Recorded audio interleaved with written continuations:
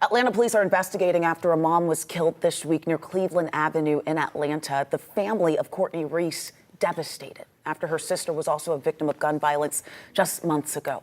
Who is Courtney Reese? How do you describe her? She had the kind of smile that could quiet a storm, the kind that told you everything was going to be okay, even when life wasn't kind. Her name was Courtney Reese, a 32-year-old mother of 4 from Atlanta, Georgia. A daughter, a sister, a friend. To her children, she was everything. The cook, the caretaker, the comforter, the one who could turn a house into a home even when the world outside was falling apart. But on one quiet August night, that warmth, that laughter, that love, all of it was stolen in an instant. Courtney's story isn't one you stumble upon and forget. It's one that lingers long after you hear it. It's the kind of story that makes you pause and look around, realizing how fragile trust can be. Because what happened to her could happen to anyone who ever believed that love meant safety, that kindness would be enough to protect them. On that night, neighbors say they heard shouting, and then a chilling silence. Moments later, blue lights filled the street. Sirens wailed through the darkness, and the quiet neighborhood woke to a nightmare. By morning, 4 children had lost their mother. Before that night, Courtney had already carried a weight no one should bear. Just months earlier, she buried her younger sister, another life taken by gunfire. 2 sisters gone within months of each other. For their family, it felt as though the same wound had been torn open twice, deeper the second time, and impossible to heal. And yet, Courtney never stopped trying. She was rebuilding her life piece by piece, determined to find peace after so much pain. Friends say she was focused on her children, doing everything she could to give them the love and stability they deserved. She dreamed of going back to school, of starting a small business, of giving her kids the life she had always wanted for them. She was the kind of mother who didn't give up, even when the world seemed set against her. Then, without warning, everything changed. She was found outside her home, in the same neighborhood where her children played. The place that once held laughter and love had turned into a scene of heartbreak. The dreams she had for herself and her kids were suddenly gone, leaving only memories and unanswered questions behind. Not long after, police confirmed that the person suspected of taking her life had also met a tragic end. But justice, in this case, brought no comfort. Because how do you explain to 4 young children that their mother isn't coming home? How do you tell a family already grieving that they must say goodbye again? Courtney's story is not just another headline. It is a story about love and loss, about hope and heartbreak, about a woman who gave her all and expected nothing but peace in return. It is about the silent struggles so many face, the hidden dangers behind familiar smiles and the moments when trust becomes tragedy. Behind every headline is a heartbeat, and Courtney's beat for her children. Every morning she woke up for them. Every plan she made was for them. Her story reminds us how precious and fragile life is, and how quickly it can be taken away. This is more than a tragedy, it's a call to pay attention. To the signs we overlook. To the voices we ignore. To the people we love who might be silently fighting battles we can't see. Courtney Reese's life mattered. Her love, her strength, and her spirit deserve to be remembered, not for how she died, but for how she lived. And as we tell her story, we remember her not as a victim, but as a mother whose heart never stopped fighting for the people she loved most. Atlanta, Georgia, a city known for its rhythm, its heartbeat, and its endless movement. But for Courtney Reese, it wasn't about the city lights or the skyline. It was about her children, her entire world, for beautiful faces that reminded her every day why she had to keep going, no matter how hard life got. Courtney's life was not one of glamour or luxury. It was built on resilience, the kind of quiet strength you don't see until you need it. Friends described her as the one who never complained, even when she had every reason to. She worked hard, made sure her kids never went to bed hungry, and somehow found time to make birthdays feel special, even when money was tight. She believed in simple joys, Sunday dinners, music playing in the kitchen, the laughter of her kids echoing through the walls. Her home wasn't perfect, but it was full of love. A small apartment in a working-class neighborhood near Cleveland Avenue. A place where everyone knew each other by name, where neighbors shared food, and children played freely in the summer heat. To outsiders, it was ordinary.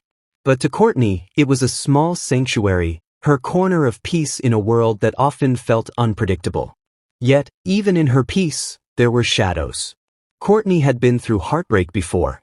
Friends say she had once believed in love so deeply that she ignored the warning signs, the kind of love that started out tender, attentive, and full of promises.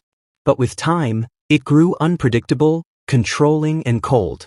Those closest to her noticed the change, the anxious smiles, the constant phone calls she couldn't ignore, the way she sometimes looked over her shoulder as if someone might be watching. She didn't talk much about it, but she didn't have to. Her silence said enough. Courtney was the type of woman who tried to handle everything herself. She didn't want pity, and she didn't want to be seen as weak. She had her children watching her, learning from her strength. So she put on her smile every morning, sent her kids to school, and went about her day as if everything was fine. But those who knew her best could see the exhaustion behind her eyes, the kind that comes from trying to protect everyone else while no one is protecting you. Then came the tragedy that would shake her world. Her younger sister, her best friend, her mirror in so many ways, was killed earlier that year. Another young woman gone too soon, leaving their family shattered. Courtney was devastated. She'd sit for hours scrolling through old photos, crying quietly while her kids played in the next room. It wasn't just grief she felt, it was fear. A kind of fear that plants itself deep inside your chest, whispering that no one is truly safe. And yet, she still tried to move forward. She told friends she wanted to do better, for her children, for her late sister's memory, and for herself. She talked about saving up money to move to a safer neighborhood. She wanted a new beginning. Her children were her motivation, for pairs of eyes that looked to her for everything. The oldest had started to notice how hard she worked, and would sometimes say, "Mom, when I grow up, I'm going to take care of you." Courtney would smile at that, the kind of smile that carries both pride and sadness. But rebuilding is never easy. And sometimes, even as you move forward, the past finds a way to pull you back. Those who knew Courtney say she was still in contact with a man she had once dated. It was complicated, as these things often are. Love doesn't always end cleanly, especially when there are emotional ties and unfinished conversations. Friends say she wanted to believe he had changed. She wanted peace, not more fighting. But something about him still made people around her uneasy. Atlanta police are investigating after a mom was killed this week near Cleveland Avenue in Atlanta. The family of Courtney Reese devastated after her sister was also a victim of gun violence just months ago. 11 Live's Erica Murphy has our top story today. She's joining us live from the neighborhood on the city's southeast side. Just to emphasize that devastation, Erica, this has got to be such a hard story for that area. What are you hearing from people over there? Definitely devastating for the people who live in this area. Courtney was just 32 years old, and she was caring for 4 young children when her life was cut short on Tuesday, just here off of Cleveland Avenue and Springside Drive. Police say they were called out to the 39 Springside Drive Southeast just before 9 o'clock.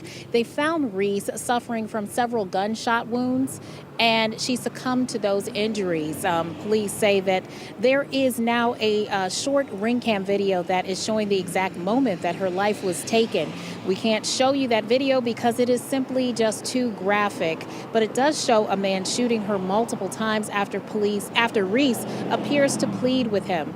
We spoke with a group here in the Cleveland Avenue neighborhood who works with families affected by violence. They think that they are seeing an increase in violence against women in this area.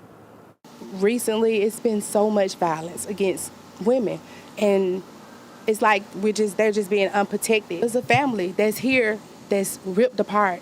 Kids don't have a mom.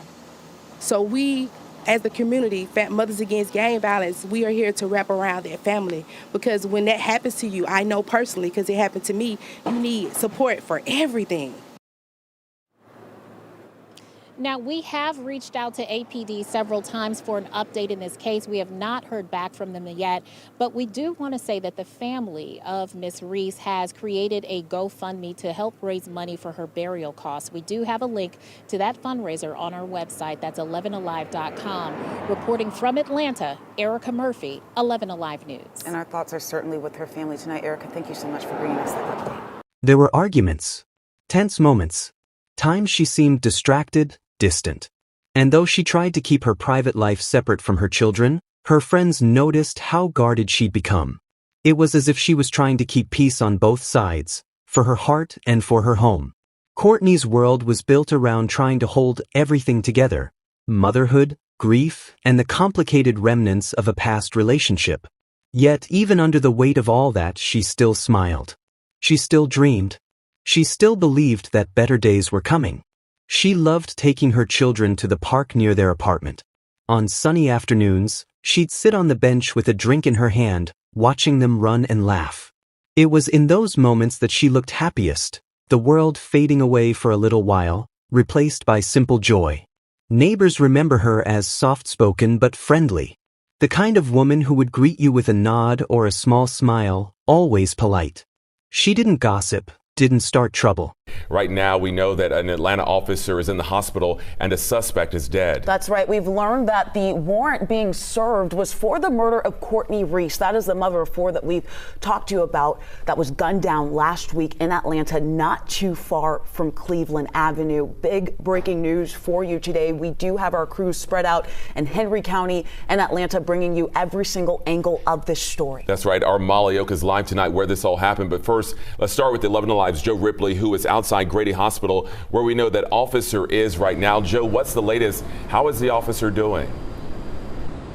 Yeah, so we understand the officer is doing fine. He is getting treatment at Grady Hospital, flown in by a Henry County Sheriff's Office helicopter. But the good news, according to the Atlanta Police Chief Darren Cheerbaum, this officer is expected to be okay. Of course, he was shot in the arm after trying to help out executing a search warrant down in Stockbridge, Henry County. Chief Cheerbaum says, again, that officer should be okay after being shot. We understand this officer is an 18-year investigator assigned to the Southeastern Fugitive Task Force. That's led by U.S. Marshals. That task force executed this search warrant on Derek Rankins, a man accused of shooting Courtney Reese nearly a dozen times, killing the mother of four. She was just 32 years old. She had lost a sister just months before this. U.S. Marshal Thomas Brown tonight says there was an exchange of gunfire during the search warrant and Rankins died.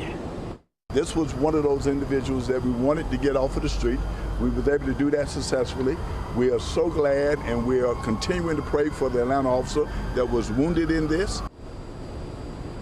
Of course, this follows a devastating week and a half or so of law enforcement being involved in these sort of confrontations. Two of them, one in Paulding County, one in Carroll County, unfortunately losing their life. The GBI is still investigating how this search warrant unfolded. We're live in Atlanta. Joe Ripley, 11 Alive News. Joe, thank you so much for bringing us that update from the hospital. Now we want to turn our coverage to Molly Oak, who is down in Henry County. So, Molly, we know that you're just north of the city of Stockbridge. We know that officers from several law enforcement agencies out there tonight. What is the scene where you are right now? Well, Faith, that focus all day has been on the house right down the street from me. I want you to take a look at this video that we got earlier from all different areas of the scene, because law enforcement had this neighborhood pretty much locked down. Again, this is the scene off Linden Lake in Swan Lake subdivision in Henry County. A member of the U.S. Marshals Southeast Regional Fugitive Task Force says they were serving a murder warrant out of Atlanta when an Atlanta police officer working with their team was shot and hospitalized. APD tells us that warrant was being served this morning. And we know multiple agencies responded to this shooting. From our initial vantage point, we saw Henry County Police, Henry County Sheriff, the GBI, Clayton County Sheriff, Fulton County Sheriff, and the Georgia State Patrol all on scene. And then more and more cars kept coming, and I finally found where everything was, and then I got stuck, and come to find out, my wife was looking it up online, trying to find out what was going on. Next thing we found out, it was serving a murder warrant, and the marshal got shot, and luckily he's going to come to find out he's going to be okay, but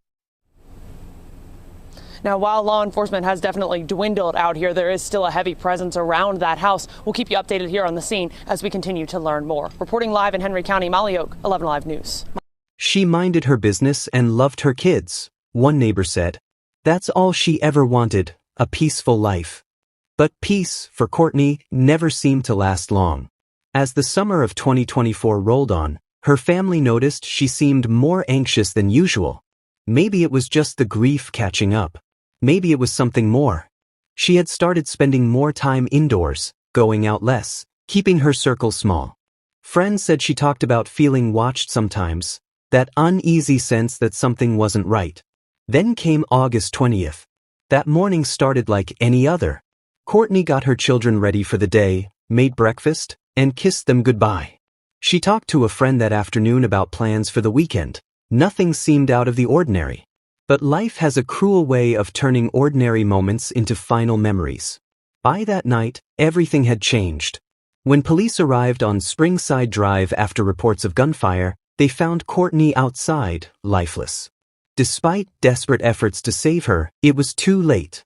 The mother of 4, who had already suffered so much loss, was gone. For her family, the news was unbearable. They had just buried one daughter, one sister, and now they would have to bury another. 2 tragedies within months, both women, both young, both taken by violence. And for her children, the loss was beyond comprehension. The oldest tried to stay strong, to comfort the younger ones, but there are no words to fill the space where a mother's voice used to be. In the following days, news spread across Atlanta. Photos of Courtney filled social media, smiling, vibrant, full of life. People shared memories, prayers, outrage. She didn't deserve this, they wrote. She was trying to do better. But behind every post was the same aching question. Why? How could this happen again, to the same family, in the same cruel way? In the days that followed, police identified the suspected shooter, a man believed to be Courtney's former boyfriend. Before they could bring him in, he was found dead in another county.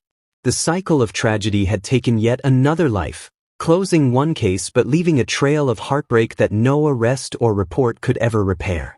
Courtney's story became another headline, another name in the growing list of women taken too soon. But for those who loved her, she was more than a name. She was the laughter in the kitchen, the gentle hands that braided her daughter's hair, the voice that told her children they could be anything they wanted to be. She was love, personified. And though her life was cut short, her story continues, through her children, her family, and the growing awareness her tragedy has sparked. Because Courtney Reese didn't just live a life that ended in sorrow, she lived one filled with hope. And even in her absence, that hope still speaks. When the sun rose over Atlanta the morning after Courtney's death, the city looked the same. Cars rushing down Cleveland Avenue, children heading to school, people clocking into work. But for the Reese family, time had stopped. The air inside their small apartment was heavy and unmoving, as if grief itself had taken residence there. Courtney's mother sat by the window, clutching her phone, staring at a photo of her 2 daughters, both gone now. One lost to violence in the spring, the other in the final weeks of summer. 2 funerals in less than 6 months. 2 lives ended before 35. The news crews came first. They set up cameras on the street corner, reading the same words over and over. Mother of 4 shot and killed in southeast Atlanta, just months after her younger sister was also killed. For strangers, it was a headline. For her family, it was a wound reopened. At first, the details were scarce. Police confirmed that Courtney had been found outside her home late that night. She'd suffered multiple gunshot wounds, and despite emergency responders' efforts, she was pronounced dead at the scene. There were no signs of forced entry, no robbery, no struggle inside her home. Everything pointed toward someone she knew, someone she had trusted enough to let close. It didn't take long before whispers started circulating. Neighbors began to talk quietly among themselves, piecing together fragments of what they had seen and heard. One neighbor mentioned seeing a familiar car parked down the street earlier that evening, a dark sedan that had been there more than once. Another said they thought they'd heard raised voices just before the shots rang out, though they couldn't make out what was said. Courtney's closest friend, Jasmine, was the first to speak publicly. Her voice trembled as she stood before reporters, tears streaking her face. "She didn't deserve this," she said. "Courtney was trying to start over. She was doing better. She just wanted peace." But behind that heartbreak was something deeper: fear. Jasmine and others close to Courtney knew there had been tension with her ex-boyfriend. They had seen the red flags. The controlling behavior. The way he'd show up unexpectedly or flood her phone with messages when she didn't answer fast enough. Courtney had confided in a few people that she sometimes felt unsafe, but she never wanted to make it public. She thought she could handle it quietly. She didn't want to make a scene, one relative said. She just wanted it to stop. Detectives began reconstructing her final hours.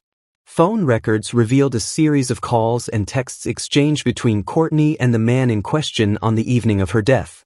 It wasn't clear what they discussed, but the timing raised suspicion, a back and forth that ended just minutes before 911 calls began coming in from her street. Police visited the suspect's last known address, but he wasn't there. His phone was off. For 2 days, his whereabouts were unknown. The community grew tense, frightened that he might still be nearby. Then, in a twist that stunned everyone, news broke that the man believed responsible for Courtney's death had been found dead in Henry County, an apparent self-inflicted gunshot wound after a brief standoff with police. It was over, but nothing about it felt like justice. For Courtney's family, it was another cruel ending to an already unbearable story. There would be no trial, no answers, no explanation. Just silence, and 2 names on tombstones, both daughters lost to violence, both tragedies unresolved in the ways that matter most.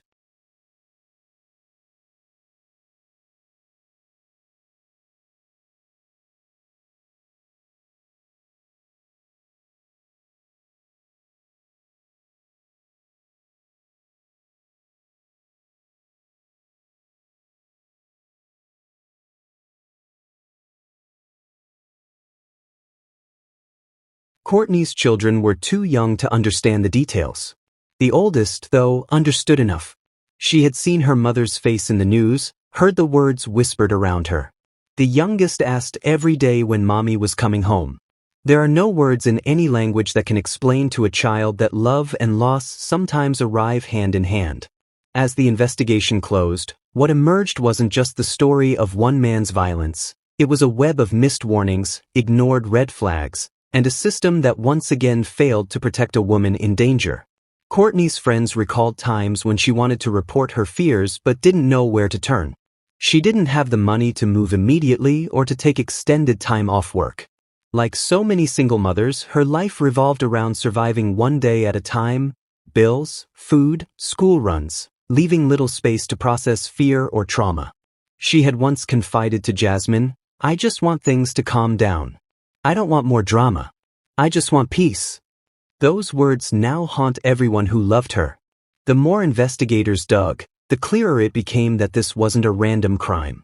The suspect had a history, a pattern of volatility that had shown itself before. There were earlier police reports from a previous relationship, neighbors who had overheard arguments, and digital traces of messages that revealed possessiveness disguised as love.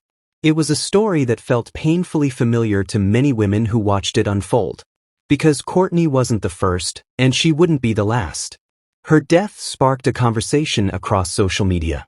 People began sharing her story under hashtags like #JusticeForCourtney and #ProtectBlackWomen, calling attention to the epidemic of intimate partner violence that too often goes unnoticed until it's too late. Women from across Georgia, even across the country, began commenting, sharing their own stories of fear, survival, and escape. But within her circle, the grief remained raw and unrelenting. Courtney's mother, once quiet and reserved, became the family's voice. She spoke to reporters not out of anger, but out of exhaustion, a heartbreak too deep to hide. "My baby didn't deserve this," she said softly. "She just wanted to raise her children. That's all she ever wanted." As more details emerged, it became clear that Courtney's final months had been full of contradictions, moments of joy shadowed by underlying tension. She had celebrated her youngest child's birthday just weeks before her death, laughing and taking photos like nothing could touch her.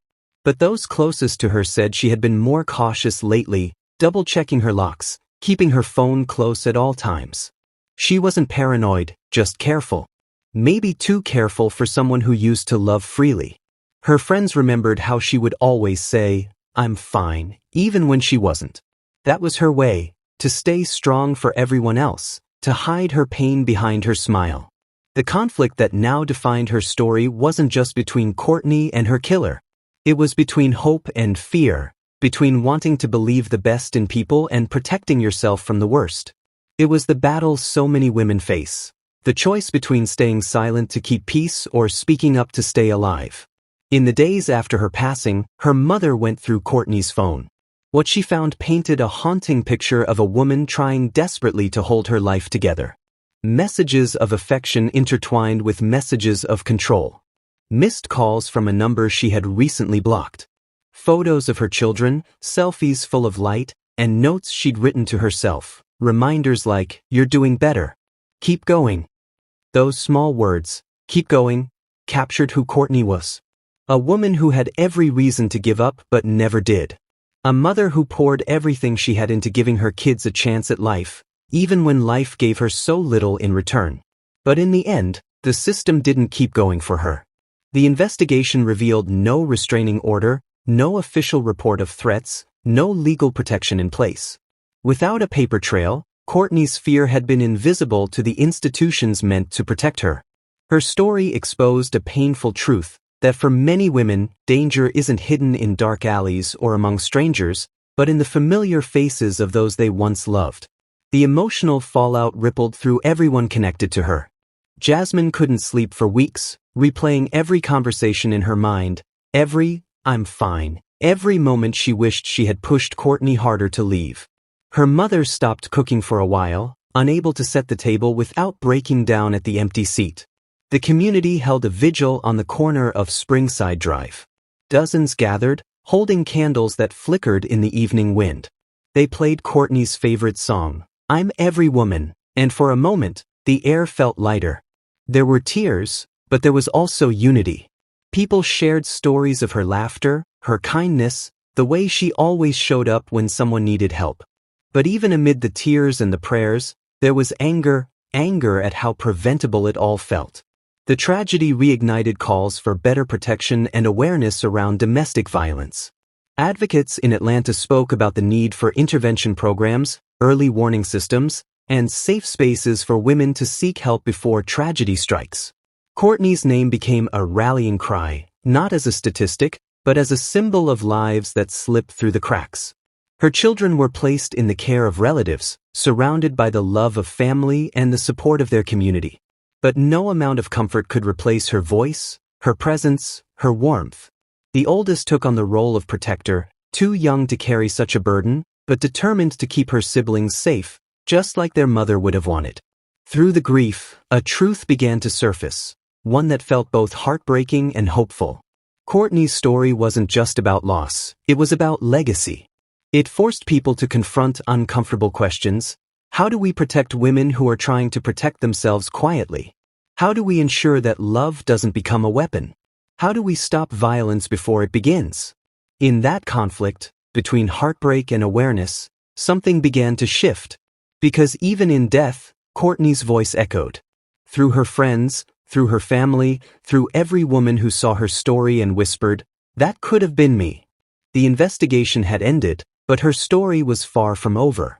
Courtney Reese's life, once defined by love and laughter, had become a mirror reflecting a painful truth, one that demanded change.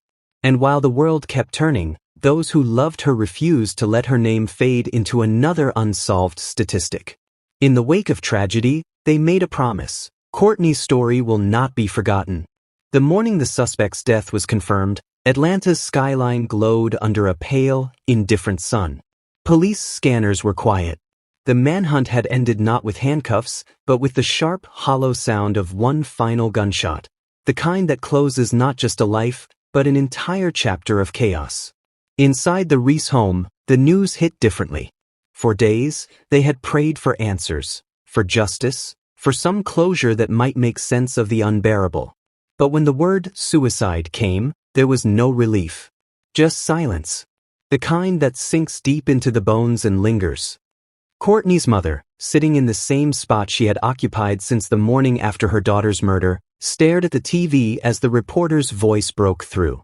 Authorities in Henry County confirmed that the suspect in the fatal shooting of 34-year-old mother of 4, Courtney Reese, has been found dead from a self-inflicted gunshot wound. Police say they believe he acted alone. Those words, acted alone, cut through her like glass. Because no one ever really acts alone. Not in a story like this. Not when a system of silence, missed warnings, and emotional manipulation all conspire to let a tragedy unfold unchecked. Her mother whispered under her breath, "He took her, and then he ran." There was no trial. No testimony. No chance for the family to look him in the eye and ask why.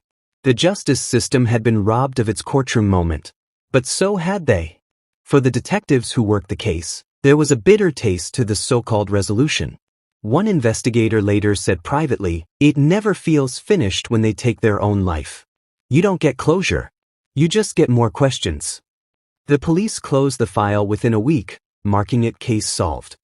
But for Courtney's family, solved didn't mean healed. It meant living forever with half answers and a lifetime of what-ifs. As the story spread, local media turned their attention to a deeper issue, the pattern. 2 sisters. 2 violent deaths. Both victims of men they had once trusted. Both gone before the city could even process the first loss.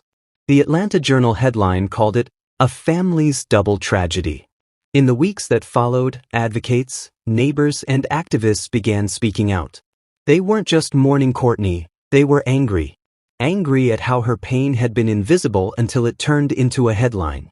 Angry at how women like her fall through cracks that shouldn't exist in 2025. Community meetings were held in church basements and community centers. Speakers talked about the warning signs of intimate partner violence, the need for mental health support, and how silence can be fatal. At one of these gatherings, Jasmine stood to speak. She trembled at first, gripping the microphone so tightly her knuckles whitened. "We always think we have more time," she said, voice cracking. "We think, she'll leave him soon, or, she'll be okay. But you never know when the next time you see your friend could be the last time. If you see someone struggling, don't wait. Speak. Do something." Her words struck a chord. The crowd erupted in quiet murmurs, some crying, some nodding. Because every woman there knew, Courtney's story could have been their own. But amid the grief, a strange kind of momentum began to build. Journalists started connecting Courtney's death to the broader epidemic of domestic violence in Georgia, where rates remain among the highest in the U.S. The data was staggering. Thousands of women report abuse each year, and many never live to tell their story. Courtney's case became more than a tragedy. It became a mirror reflecting society's failures, a plea for awareness that could no longer be ignored. Detectives, now wrapping up the case, pieced together the final hours before Courtney's death. Surveillance footage from a nearby gas station showed the suspect's car driving toward Courtney's neighborhood around 9:45 p.m. He bought a drink, spoke briefly to the cashier, then left. At 10:07 p.m., witnesses heard what sounded like 3 gunshots.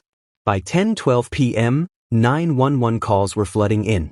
When officers arrived, Courtney was lying by the front steps, her phone beside her. The screen was cracked, but the last message she sent was still visible. "We'll talk tomorrow. I just need space tonight." Tomorrow never came. The final autopsy confirmed what everyone already knew. She had been killed instantly. A quick, senseless act of rage.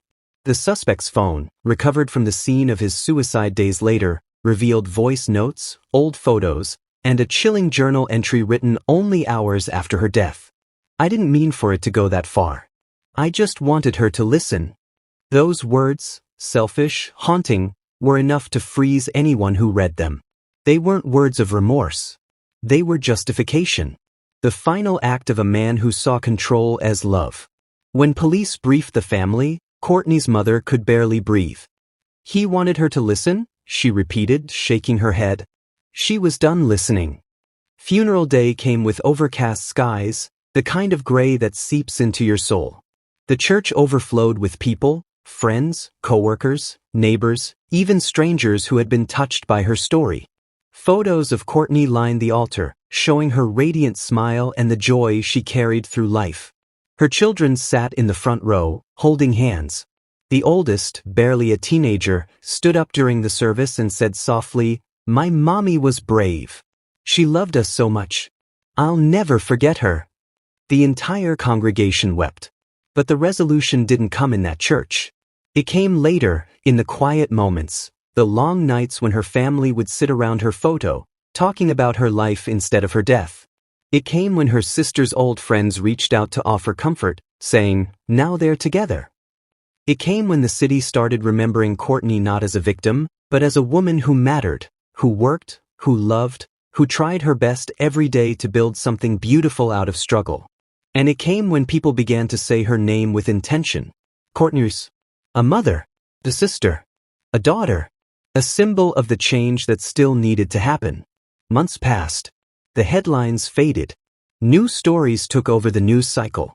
But in the small community that once echoed with Courtney's laughter, her absence remained like a shadow that refused to lift.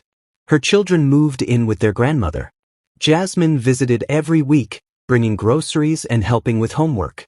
Sometimes, when the house was quiet, the little ones would ask her to play their mother's favorite song.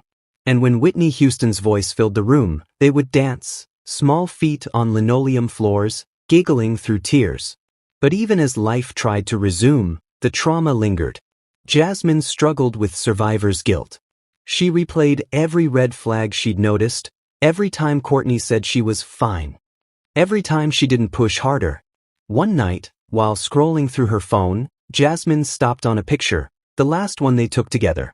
Courtney was laughing, head thrown back, eyes full of life. Jasmine broke down.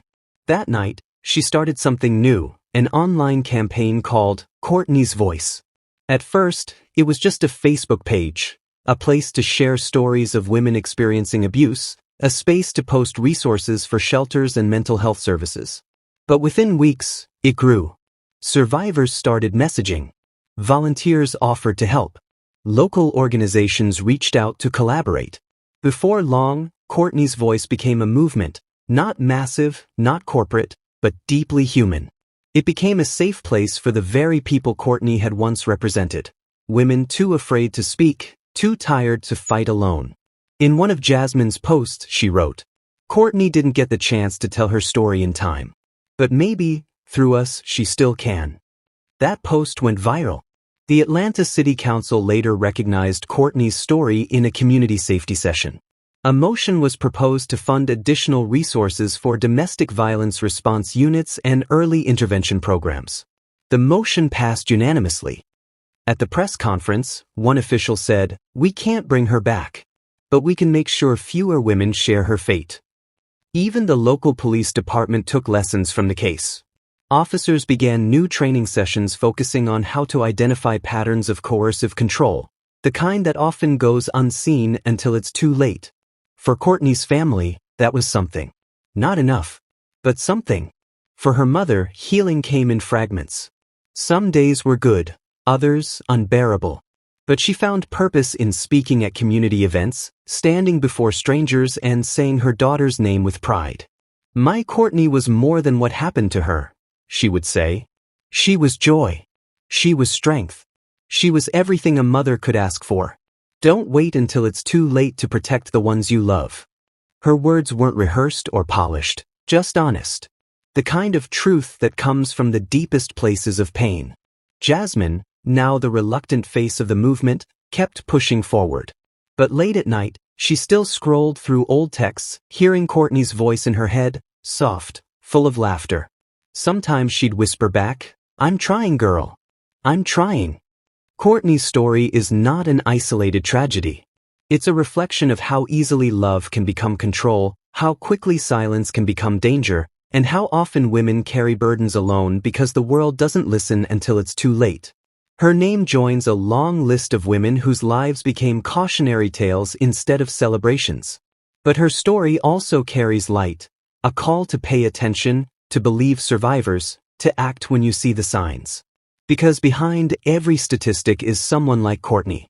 Someone who laughed loudly, loved deeply, and deserved so much more than what the world gave her.